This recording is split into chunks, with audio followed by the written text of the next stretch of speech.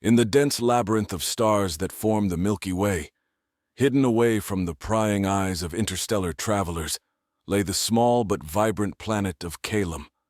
Governed by a monarchy that prided itself on tradition and secrecy, Calum was a planet few outsiders had ever seen or visited.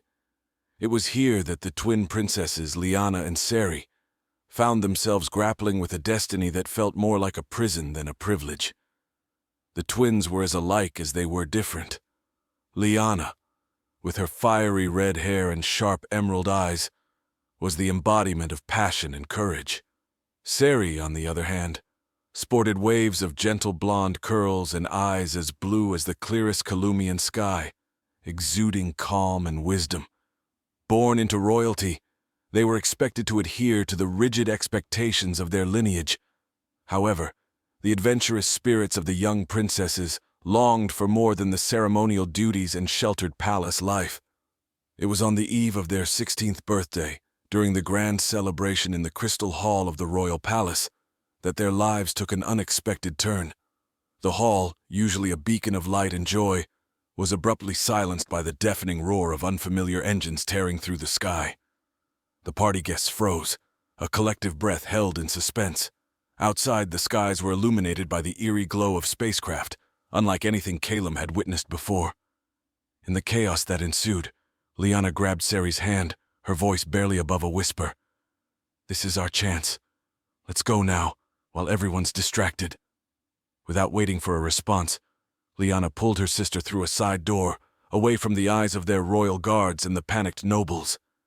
The twins made their way to the royal hangar, where a small, inconspicuous spacecraft, the Ether, reserved for emergency escapes, was docked.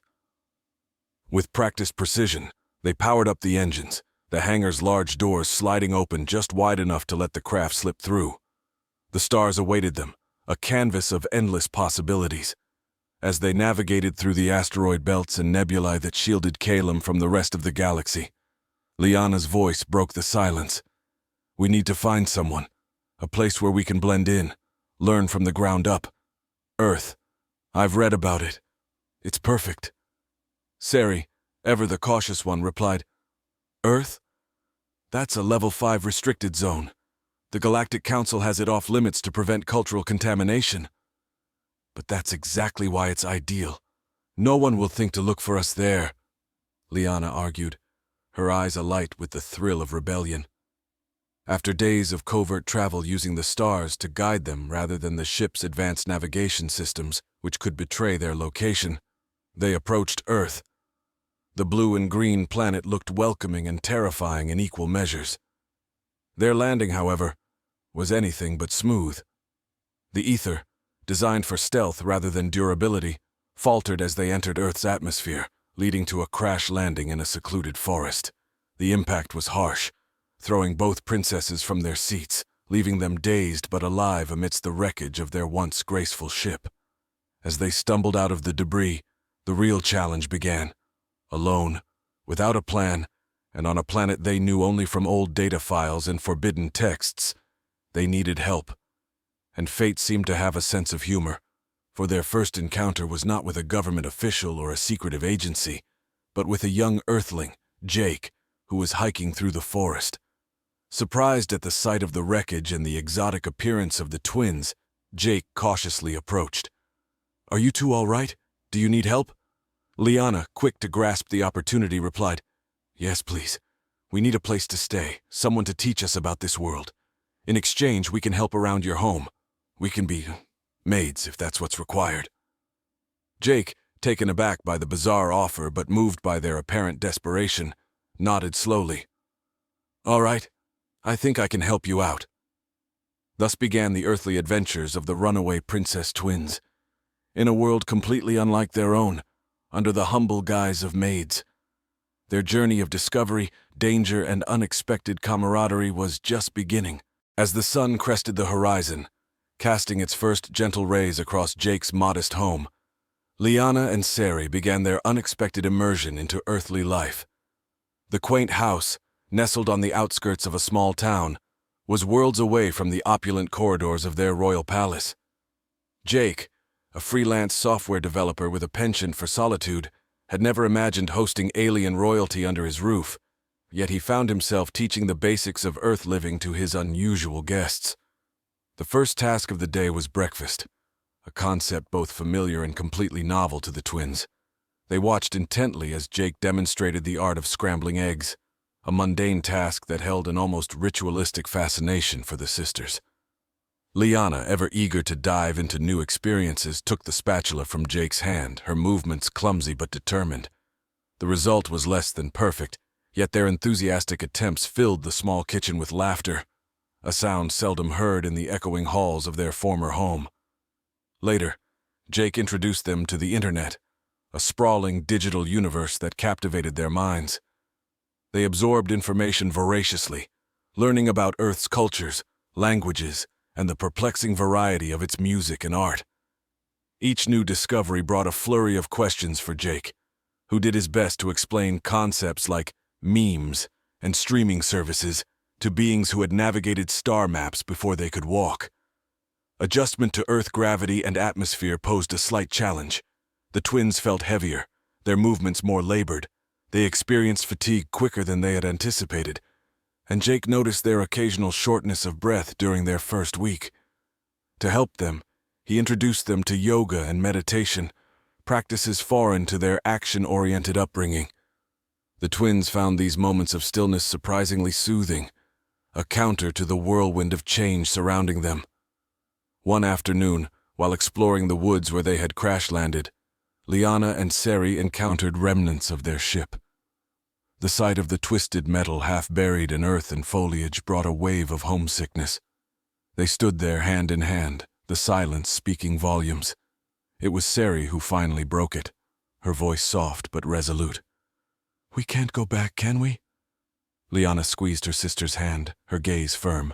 "No, we can't. But we have each other, and now we have Jake.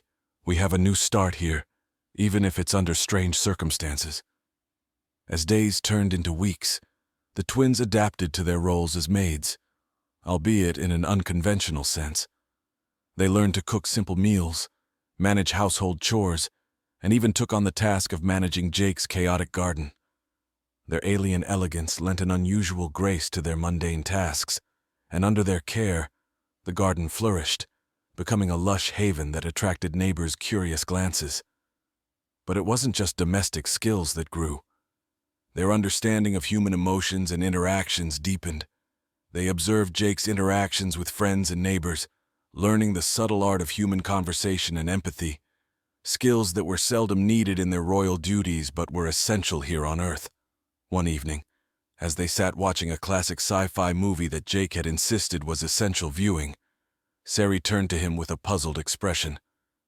"Do humans really dream of electric sheep?" she asked, referencing the movie. Jake chuckled, realizing the depth of the cultural gap between them. "It's a metaphor, but yes, in a way we do. We dream of things that are out of reach, things that challenge our understanding of ourselves." As they delved deeper into the intricacies of Earth and its inhabitants, the princesses began to see their accidental exile not as a misfortune, but as an opportunity to grow beyond the confines of their birthright. Earth, with all its complexities and contradictions, was becoming less of a hiding place and more of a home. And as they lay down each night, under a sky so different from the one they had known, they felt a profound connection to this strange, wonderful world where they had more freedom to be themselves than they had ever had as royalty. The transition of seasons on Earth brought new rhythms and rituals for Liana and Seri to absorb. Fall's arrival draped the town in vibrant hues of orange, red, and gold. They marveled at the change, having come from a planet where the foliage was perpetually verdant. Jake took it upon himself to introduce the twins to the seasonal festivities, starting with the art of pumpkin carving for Halloween. Armed with an array of strange tools, Jake demonstrated how to scoop out the insides, his hands moving skillfully. Liana and Seri, following his lead, laughed at the squelch of seeds and pulp, their initial grimaces turning into smiles of accomplishment as they carved faces into their pumpkins. "Back on Calum, we celebrated the Harvest Moon Festival," Seri shared as she worked. "But nothing like this. It was more ceremonial, less hands-on." Earth's all about hands-on, Jake quipped, lighting the candles inside their jack-o'-lanterns. The flickering lights cast a soft glow, and for a moment, the otherworldliness of their situation seemed to vanish, replaced by the simple joy of a shared experience. As the days shortened and the nights grew colder, Liana and Ceri's thoughts often wandered to their home. They worried about the consequences of their departure, the vacuum they left behind. It was during one such conversation, in the privacy of their shared room, that Ceri proposed using their ship's communication array, which was partially intact and buried with the wreckage. "We could send a message," Ceri suggested tentatively, her voice a mix of hope and caution. "Just to let them know we're safe, not to trace back." Liana was skeptical. "And if it's traced, we could lead them right to us, Ceri. With the right encryption, a burst transmission, short and untraceable, we could minimize the risk. We owe it to them, to at least try." Convinced by Ceri's argument, they spent several nights working in secret, salvaging what they could from the ether, piecing together a rudimentary transmitter. Their technological prowess was undiminished by their terrestrial guise, and soon, under the ghostly light of Earth's moon, they sent a coded message into the void, a fleeting whisper across the cosmos. Meanwhile, Jake noticed the change in their demeanor during this period, their frequent absences, and their whispered conferences. Concerned, he finally confronted them, his usual easygoing nature edged with worry. "What's going on? You know you can trust me." Faced with his sincere concern, the twins confessed their plan and their fears. Jake listened, his initial surprise giving way to understanding. "You're not just running away. You're trying to bridge your two worlds." He paused, considering. "Maybe there's a way I can help shield your signal, make it safer." Grateful for his support, they accepted his offer, and together, they strengthened the encryption and devised a more secure transmission protocol. Their clandestine operations drew them closer, a makeshift family forged not by blood, but by shared secrets and mutual respect. Their message sent, the twins found a new equilibrium, balancing their ties to their past with their present on Earth. They began to engage more with the community, participating in local events and even volunteering for environmental cleanup efforts. Their strange accents and unfamiliarity with some of the local customs often led to humorous misunderstandings, but these also served as charming icebreakers. One crisp evening, as they helped decorate the town hall for the upcoming Thanksgiving celebration, the mayor approached them, his expression a mix of curiosity and gratitude. "You've brought a lot of joy to our little town," he said warmly. "Folks are curious about where you're from. They sense there's something special about you." Ceri smiled, exchanging a glance with Liana. "We're just happy to be here. To learn from everyone," she replied, her voice tinged with an emotion that felt remarkably like belonging. As the community embraced them, the fear of discovery began to diminish. Their lives on Earth were no longer just about survival or hiding. They were about connection, growth, and perhaps in time, healing the scars of their abrupt departure from a world they might never see again. The twins learned that while they could travel the stars, the human connections they formed along the way held a gravity all their own, anchoring them to this new life with surprising strength. As winter draped its white cloak over the landscape, the chill in the air was matched only by a warmth in community spirit, which seemed to draw everyone closer together, including Liana and Ceri. With the holiday season approaching, Jake introduced the twins to a flurry of new customs and traditions, from decorating a Christmas tree to the preparation of festive meals that filled the air with rich, spicy aromas. During these activities, Liana found herself increasingly fascinated with Earth technology, particularly the devices used for communication and entertainment. She spent hours tinkering with old radios and computers that Jake had collected over the years, her natural aptitude for technology shining through. One afternoon, as snow gently fell outside, she managed to modify an old radio to pick up frequencies far beyond its original range. "What are you hoping to catch with this?" Jake asked, watching her twist a dial with focused intensity. "Anything that can tell us more about how Earth fits into the wider galaxy," Liana replied, her eyes never leaving the slowly oscillating needles on the display. Her curiosity about Earth's place in the cosmic tapestry wasn't just driven by a desire for knowledge, but also by a need to understand the potential threats that could arise from beyond their new home. Her actions, though driven by caution, opened up a new world of radio astronomy to her, revealing the rhythm of pulsars and the chatter of distant satellites. Meanwhile, Sari immersed herself in the local library, absorbing books on Earth's culture, history, and philosophy. Her understanding of human behavior deepened, and with it, her empathy for the challenges and triumphs of humanity. She began to share these insights with Liana, who listened intently, realizing that their survival depended not just on hiding, but on understanding the world they now inhabited and the people with whom they shared it. The turning point came one snowy evening when the twins attended a town meeting. The community center was festively decorated, filled with neighbors wrapped in scarves and mittens. The meeting's agenda was to discuss the development of a new park, but for Liana and Sari, it was a rare chance to engage with local governance, an echo of the political duties they'd fled. Sari, seeing an opportunity, suggested incorporating an astronomical observatory into the park's design, a place where people could gaze at the stars and perhaps indirectly keep an eye on the skies for their own peace of mind. The idea was met with enthusiastic approval, especially from the town's children, eager for a chance to see the universe up close. Their proposal not only served their interests, but also ignited a spark of interest in space among the townsfolk. The observatory project, led by the twins with Jake's help, became a focal point for the community, bridging earthly endeavors with cosmic curiosity. Amidst these public contributions, their private fears of discovery began to ease slightly. The broadcast message they had sent months ago remained unanswered, casting a shadow of uncertainty over their heads. Yet each day that passed without incident allowed them to hope, to believe that maybe, just maybe, they had escaped notice. Their integration into daily life was punctuated by small victories and personal breakthroughs.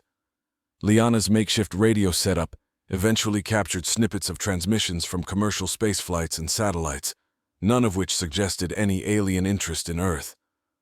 This data provided a measure of relief, but also a reminder of their isolation. As they celebrated Christmas with Jake, surrounded by laughter and the soft glow of fairy lights, the twins felt a complex mix of emotions. The joy of the season was tinged with a bittersweet longing for their home planet. Yet each shared smile and every warm embrace from their new earthly friends wove stronger threads of connection and belonging. Sari, reflecting on their situation, realized how much they had changed. "We might never return to Calum," she confessed quietly to Liana as they watched the snow fall late one night. "Maybe," Liana agreed, her voice soft. "But we're carving out a place for ourselves here, making a difference. That has to count for something." And so, under the vast, star-studded sky, they continued to build their lives, finding solace in the community that had embraced them and the new roles they had chosen to play, roles that connected them more deeply, not just to each other, but to an entire world. As the winter thawed into the mild, budding stirrings of spring, Liana and Sari found themselves increasingly intertwined with the rhythms of earthly life. Their roles in the community had grown. No longer were they merely participants in local traditions, but they had become catalysts for new initiatives. The observatory project flourished, its foundation stones laid, drawing not only locals but also the curious eyes of nearby townships. The twins' suggestion had sparked a regional interest in astronomy, prompting schools to plan field trips and special night viewings once the construction was complete. Meanwhile, Jake found himself more deeply involved with the twins' welfare than he had ever anticipated. His initial role as a reluctant host had evolved into that of a staunch ally and friend. Together they navigated the complexities of their situation, balancing the need for discretion with the desire to integrate and contribute. One particularly clear evening, as they tested some of the newly installed telescopic equipment at the observatory site, Jake noticed a subtle shift in the twins' demeanor. They were no longer just scanning the skies for celestial bodies or satellite paths. There was an unspoken vigilance, a watchfulness for signs of anything that might originate from beyond their solar system. "Are you ever going to tell me what you're really looking for up there?" Jake finally asked, his voice a mix of concern and curiosity. Liana exchanged a glance with Sari before responding. "We're listening for echoes," she said cryptically. "Echoes of our past, perhaps signals from our home, or warnings of what might come." Jake nodded, understanding the gravity of their vigil. "And have you heard anything yet?" "Nothing conclusive," Sari admitted, her gaze lingering on the starlit horizon. "But we keep listening just in case." Their vigilance became a shared ritual, with many nights spent at the observatory, eyes glued to the lenses, ears tuned to the frequencies captured by Liana's modified radio equipment. It was during one of these sessions that Liana's handiwork bore unexpected fruit. The radio picked up an anomaly, a faint signal pattern that did not match any known terrestrial or satellite broadcast. The discovery sent a ripple of excitement and apprehension through the trio. They worked tirelessly to isolate the signal, enhance its clarity, and analyze its origin. It was unlike anything Earth's conventional systems had recorded, a series of pulses and intervals that hinted at a deliberate design. "We need to be careful," Jake warned, as they considered the implications. "If this is what you think it is, we can't just broadcast our findings. We need a plan." The twins agreed, and they decided to keep the discovery under wraps until they could better understand its nature and intentions. Over the following weeks, they expanded their equipment, using parts sourced discreetly by Jake to better monitor and decode the mysterious signal. Their efforts at decryption were painstaking and slow. Each pattern seemed to hint at a complex language, coded and waiting to be understood. As spring bloomed around them, the project consumed them, each breakthrough followed by more questions. Amidst their cosmic eavesdropping, Earth continued to spin, life moving forward with relentless momentum. The observatory opened to the public, and the first night of viewing was a resounding success. Families gathered, children gasped at the sight of the moon's craters and the rings of Saturn, their wonder and excitement a stark contrast to the silent, coded messages that flowed unseen through the night sky. Sari, watching a young girl's awestruck expression as she looked through the telescope, felt a profound connection to this world, their sanctuary and stage for this strange interlude in their lives. "We're making a difference here," she murmured to Liana, who stood beside her, sharing the moment. "Yes," Liana replied, her voice soft but resolute. "And maybe that's what matters most. Not the echoes we chase, but the lives we touch while we're here." As the event wound down, the twins returned to their vigil, the stars whispering above them in codes and pulses, a reminder of the vast, uncharted wilderness beyond Earth's skies. Their search for answers continued, woven into the fabric of their daily lives, a constant balance between their past and their present, between the stars from which they came and the Earth that had welcomed them.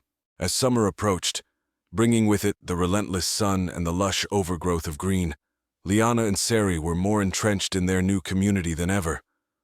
The observatory had become a beacon of learning and curiosity, drawing in not just the locals, but also enthusiasts from distant corners of the region. The twins' lives were now deeply rooted in earthly pursuits, but the unresolved mystery of the signal they had captured loomed in the background, a constant undercurrent to their daily joys and responsibilities. The twins had been methodically working on the signal decryption, their efforts becoming more intense as they started to unravel bits of its structure. They had determined that the signal was indeed extraterrestrial in origin, and they theorized it was possibly a beacon or a map, something meant to guide or inform. However, the specific purpose remained elusive, wrapped in layers of complex encryption that defied even their advanced understanding. During a particularly quiet night at the observatory, with the telescope trained on a distant galaxy and the radio equipment humming softly in the background, Liana made a breakthrough. The patterns within the signal began to align, revealing a sequence that resembled coordinates not to a location in space, but possibly to a data cache or a meeting point. "This could be a message, not just for us, but for anyone listening," Liana mused aloud, the weight of their discovery settling over her. "It could be benign, or it could be a trap. We need to decide what to do with this information," Sari added, her voice tense with the possibility of contacting their home or attracting unwanted attention to Earth. Jake, ever their ally, stepped in with a suggestion. Maybe it's time to bring in more help. There are experts, astronomers, and cryptologists who might understand better without exposing you directly. After much deliberation, they agreed to consult a trusted expert, an old friend of Jake's who worked in astrophysics and had often speculated about the existence of extraterrestrial life. With careful precautions to protect their identities and the nature of their origin, they shared the data, framing it as a theoretical exercise. The expert, Dr. Helen Zhao, was intrigued and took to the challenge with an enthusiasm that matched their own. Over weeks of collaboration, they pieced together a more coherent interpretation of the signal. It appeared to be a stellar map, pointing towards a region of space known for its volatile star formations, a region unexplored even by the most adventurous of space travelers. As the implications of the map sank in, the twins faced a new crossroads. The map could lead them home or on a new adventure, but pursuing it meant leaving Earth, the only home where they had felt truly free to be themselves. The decision was heart-wrenching. Earth had given them refuge, friends, and a purpose. Yet, the call of the stars, the chance to reconnect with their past and perhaps ensure the safety of their new home, was too potent to ignore. "We have a responsibility," Sari finally said one evening as they watched the sunset from the porch of Jake's house. "Not just to Calum, but to Earth. If there's something out there, we need to find it first." Liana nodded, her resolve firm. "Let's prepare then. We'll need a ship, supplies, and a crew." Jake, who had been quietly listening, spoke up. "You'll need someone to watch your back. Someone who knows Earth and who you can trust." His decision was clear. He would go with them. Preparations began in earnest. They reached out to their contacts from the observatory and beyond, assembling a small team of specialists drawn by the promise of discovery and adventure. As the summer waned, their ship was readied, equipped with the best of Earth and alien technology, a hybrid of cultures and capabilities. On the eve of their departure, the community gathered to bid farewell to the twins and their crew. There were speeches, tears, and laughter, and a deep sense of pride in what Liana and Sari had brought to their town. As the stars twinkled above, the engines of their newly built ship hummed to life, a symbol of unity and exploration. The twins, Jake, and their crew waved goodbye, their hearts heavy but hopeful. "We're not just looking for echoes anymore," Liana said as the ship ascended into the night sky, the Earth shrinking below them. "We're going to make sure everyone's voice is heard across the stars." And with that, they set off, the coordinates embedded in their ship's console, their spirits lifted by the bonds of friendship and curiosity that would carry them forward into the unknown.